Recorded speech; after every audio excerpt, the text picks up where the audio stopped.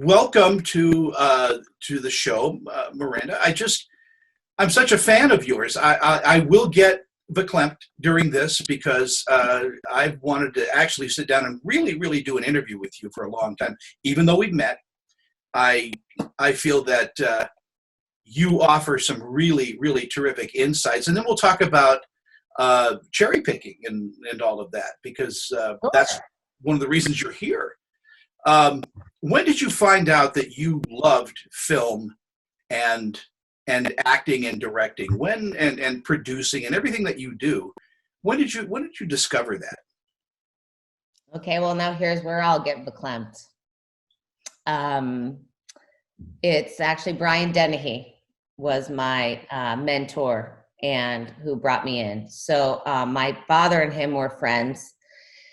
They were stockbrokers together before my father started a money managing company, and Brian was working at Merrill Lynch.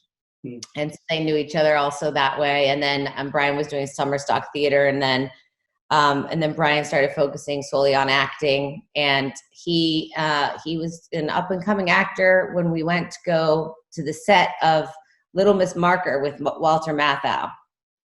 And I was 8, I think. And I remember it just being this really magical moment. And I could get into the whole, it's such a long story from my memory of everything, from being picked up to the limo to like what the sun was like to everything. But, long story short, it was really fascinating to me as an 8-year-old because it felt like I was in a giant dollhouse on set, and that the actors were living dolls. And the girl who was in the movie was my age. And she gave me her little director chair, and I sat there and I watched, and I just remember like the hair standing up on and it is right now, even the hair on my face is standing up. I should have scraped that off. That's what I wanted to do the rest of my life.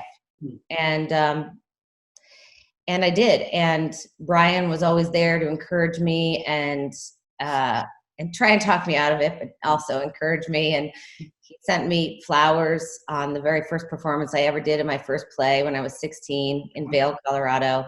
And by then he was very famous. So all the mothers in the small town I grew up in were very jealous because they all had crushes on him. And he was an amazing human being, not just an amazing actor, but just an amazing human being. When he passed just recently, we did a little chat with several people that were on set with him, and he was the kindest human being that anybody could know. Yes, and his whole family is amazing, and I'm very close with them. And I made actually a video, a compilation of his work video that I just put up this week. It's on my Instagram, and it'll play at his services in the fall. So. A celebration. So there we go. We started off with crying, but. Well, we have to, because again, what an amazing person to be mentored by. Yeah. And he was always there to help me. He got me auditions at the beginning. And when I was directing, being frank, he would send me these. I didn't even ask him, he would just send me these texts like, how's it going?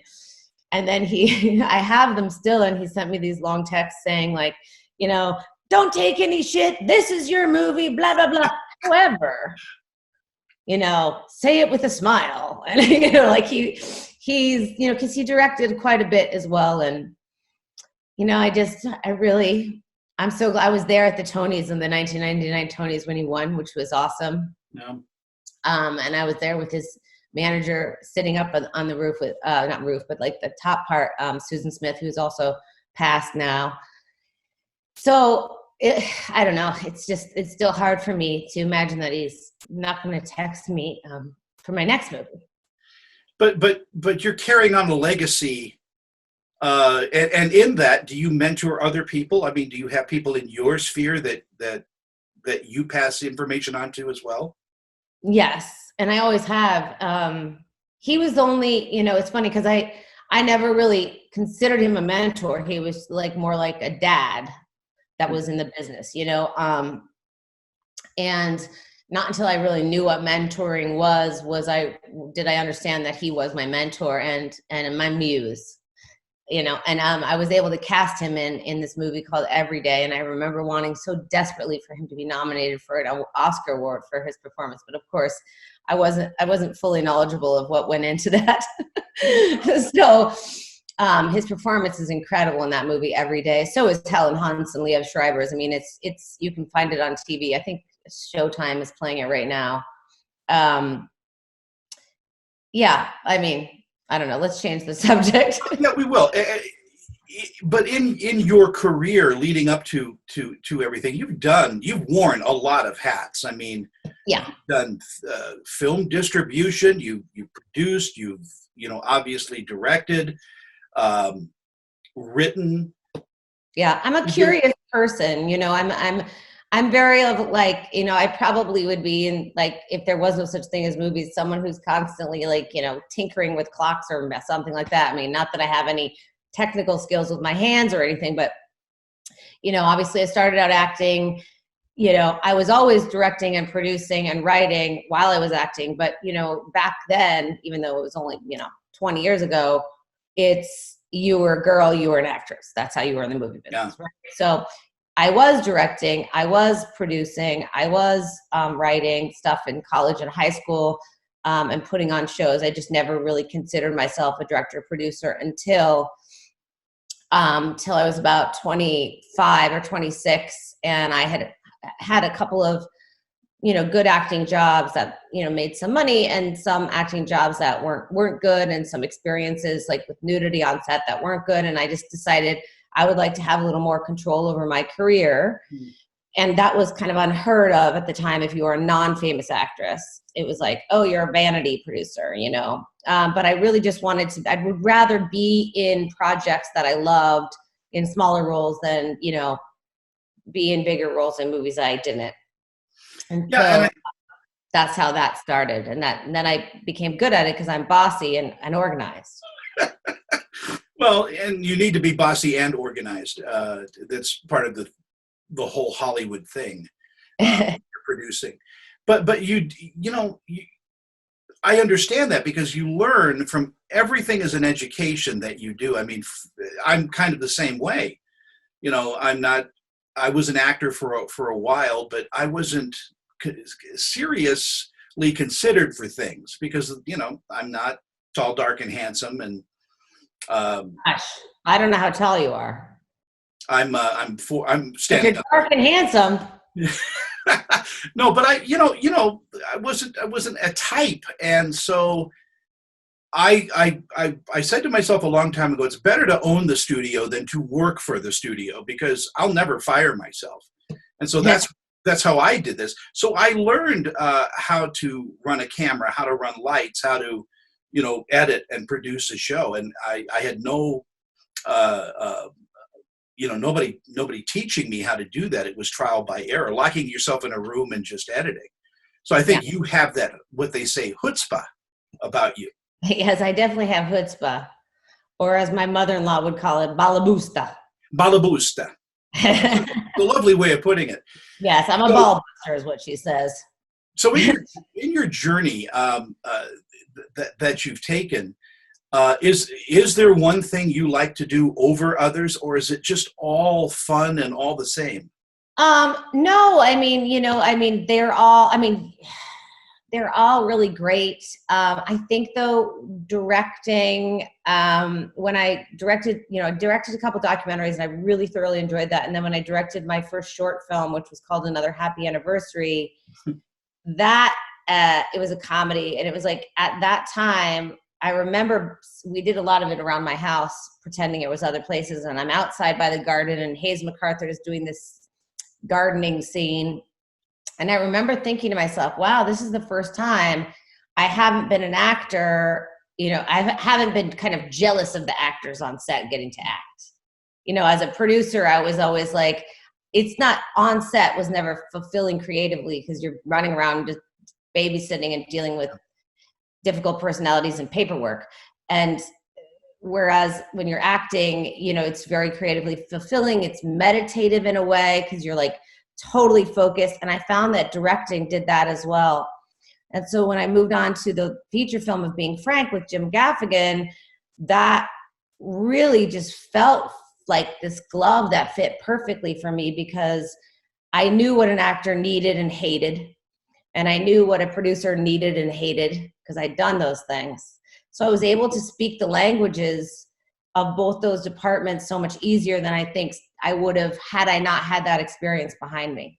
What have you taken away from your time doing all of this? I mean, this is obviously a love of your life. It's something I don't think you cannot do. I mean, No, I've tried. I mean, the only other skill I have is skiing, and I hate mornings. I hate skiing in the mornings, although I have no problem waking up for a 5 a.m. call time as an actress. As a producer, I hate it. As a director, I don't mind because I'm so busy thinking, but I couldn't really be a ski instructor because of mornings. You're continuing to work. I mean, you're one of the busiest women I know. You just produced God's Country. Yes, we're actually in the middle, because we had to shut down 2 weeks with 2 weeks left. So I was up in Montana actually when we had to shut down, and it was definitely not an easy decision to make, and no one knew.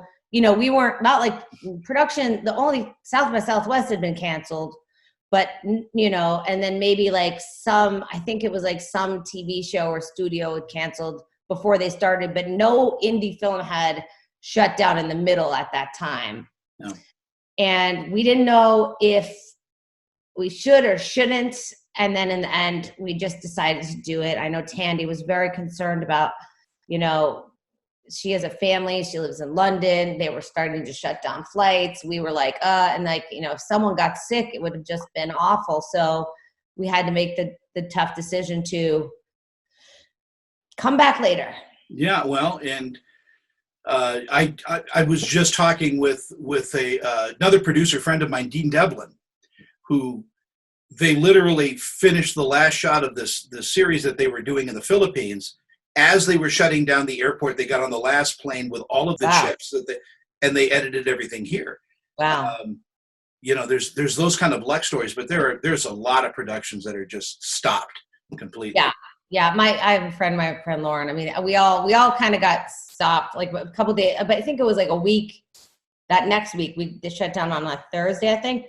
That next week, everyone was shutting down, and it was, we were flying home and stuff like that. I mean, it's been a very interesting process to go through. I mean, we're editing right now, and we're assembling what we have, and we'll be able to figure out what to go back and shoot. And I'm still very optimistic about the film, and it's going to be I hope it'll be something that's really great for Tandy and her career. Tandy Newton is amazing.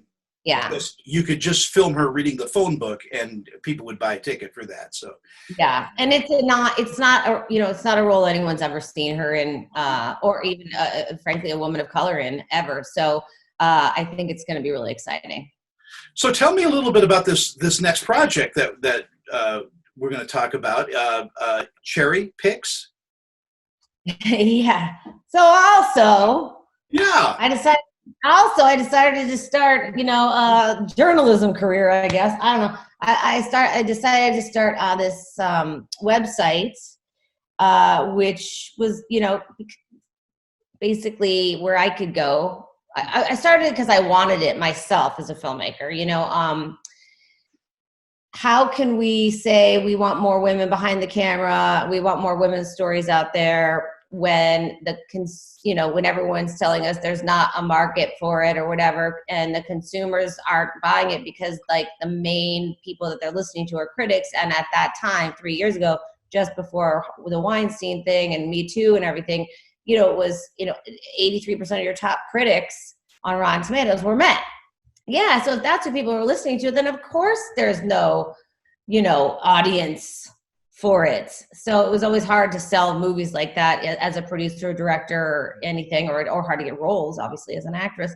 But So it's kind of, I was like, oh, well, where can I go find the what the woman critical score is of this movie that I had produced with Blake Bell? Because it was really, a chick flick made for girls. And I couldn't find it anywhere. I mean, I could read individual reviews by women, but I didn't really realize how drastic the landscape was in terms of the amount of opportunities female critics were getting to male critics. And I just thought I'd start a place where we would be able to just have the female score or female identifying score of what a movie is. And you could just read the critics that were women, and you'd meet new ones that you never heard of before. I didn't realize that it was like remodeling a kitchen and would cost more and take longer than you ever expected. Well, so it's up now, and it's getting very successful, and it's definitely at least 50% of my time is spent, if not more, on that right now. I imagine you feel at the very beginning of this, because believe me, I share this with you too. I've gone through this. Jousting at windmills. It just feels like, what am I doing all this for? No one is appreciating it. No one understands the vision you have. And then when you're done, everybody comes out of the woodwork and says, oh, yeah, this is great. Where were you when I needed you? Yeah, I mean, I had a couple of people saying not to do it, or, oh, it's not worth that much money or whatever. And at the end of the day, when I went to Toronto this one year and I went to a critic event and I saw two women there. One was a woman of color, one other like man of color, and then the rest were all white males and one other white woman. I was like, you know what? I'm going to start it anyway. I mean, it's the same cost of making a movie to run it for 3 years, 4 years. Let's see what happens. And that's what's going on right now. And during this quarantine, it's actually been a huge boost for us because we had to get creative and start doing things like Instagram lives. And a lot of people are trying to find new ways to promote their film or TV shows that their clients who are women are in. And fortunately, we're the only website out there for that. Yeah, well, it's an amazing website, by the way. Very well done. Thank you. And you can buy the movies from the website. That helps us. If you stream it from our site, like go to iTunes from our site or Amazon, you know how it works. Yeah. We don't advertise on the site yet because I find it a little, annoying to have ads bombarded at me. And so I wanted to create a way where I love shopping, where you could still shop, but, not necessarily be bombarded. And so we have these links that are green, for the color of money that, we have affiliations with, but I really handpicked them myself with like 2 other people specifically for that film, so on each movie page or each article that we're, writing or having write, we kind of handpick, well, what would the reader want to see here?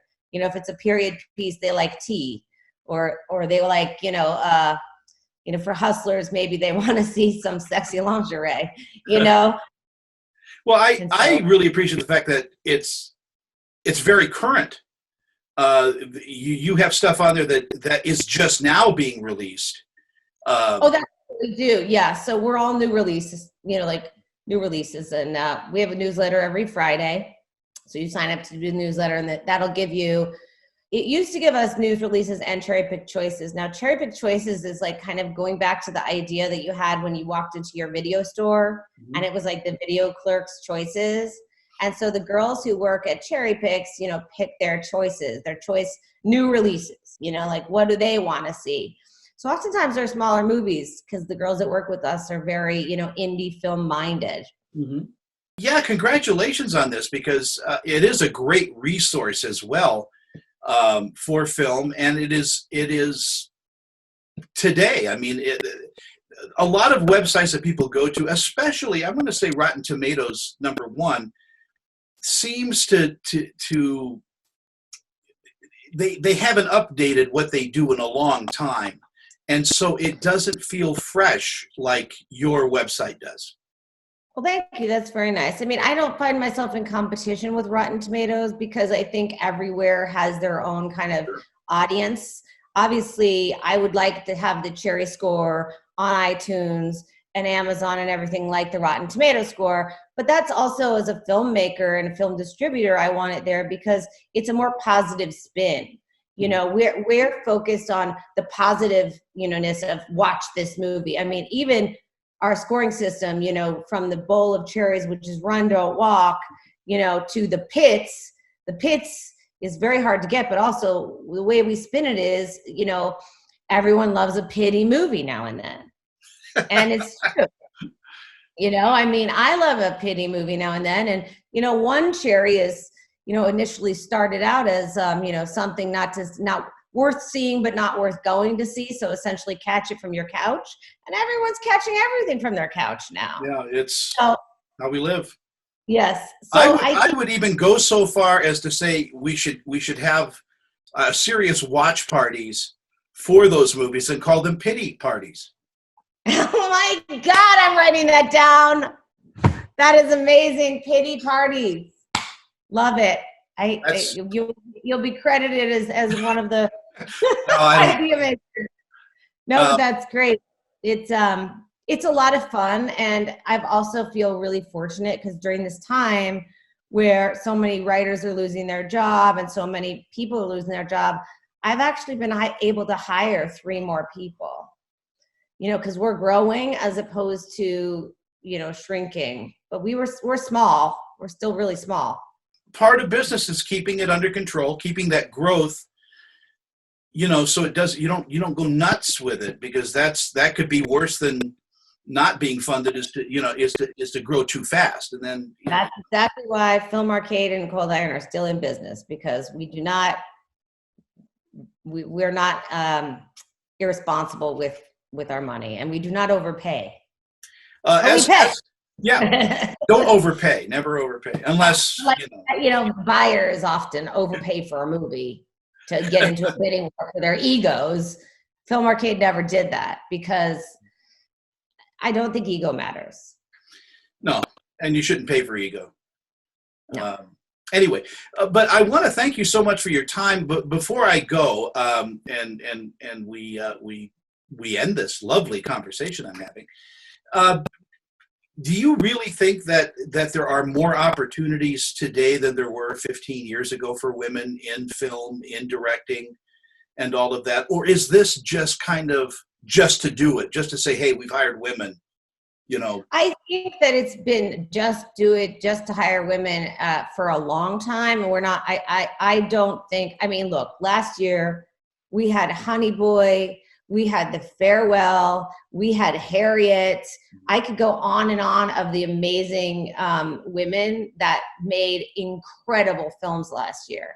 Now, all those film budgets were a quarter of the size of the budgets that men made, right? So while they should have been nominated for Best Directing, there's no Best Female Director, category. So no distributor is going to put money behind their Best Female Director, because those movies that we've gotten are smaller.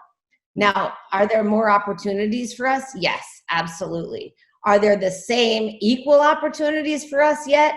Not a chance.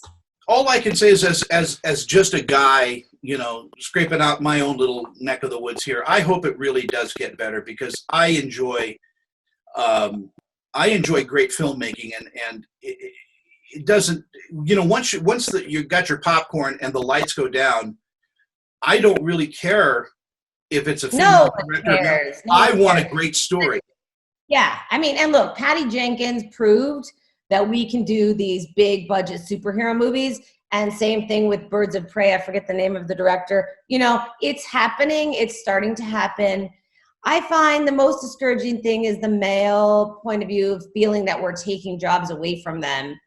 And that is very upsetting, because, again, I don't see myself as in a competitive, same thing. It's like, Rotten Tomatoes versus us. I don't think there is that, just like I don't think Marie Claire is any magazine is any competition for GQ magazine, right?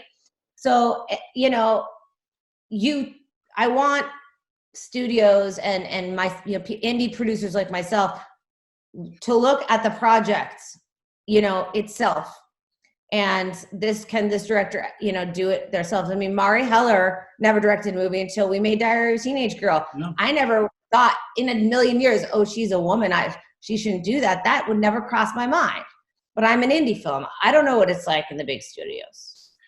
Well, it isn't easy, number one, because studios are run by 12-year-old kids, it seems. They have no history, no idea of the history of film. And I think that's a problem, is when you have,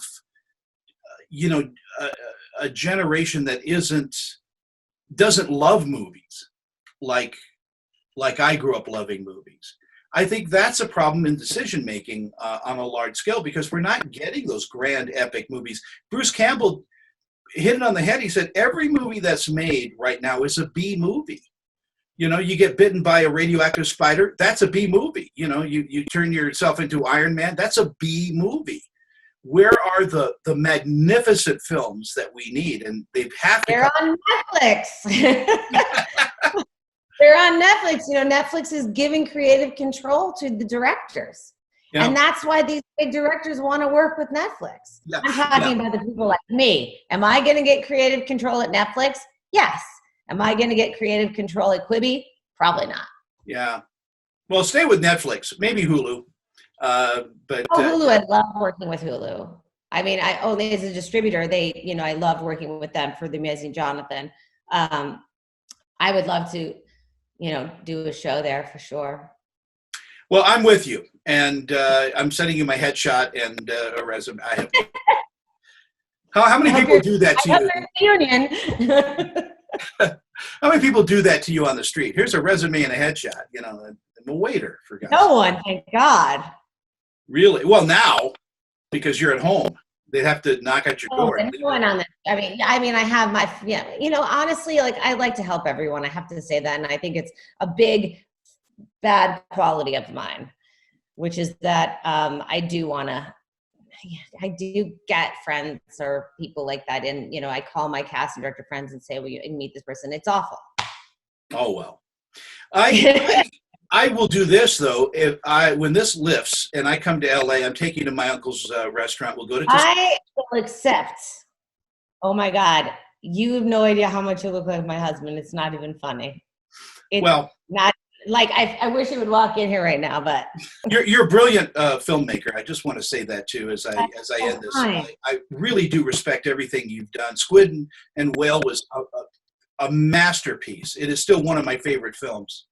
Thanks. Wish I directed it, but no. Well, you produced it. No, yes, I did. And I feel like I've been really, really lucky in my career to listen to my gut and my heart and find directors that have voices that are unique. Yeah. And I just pray that I can have my own unique voice as a director someday as well.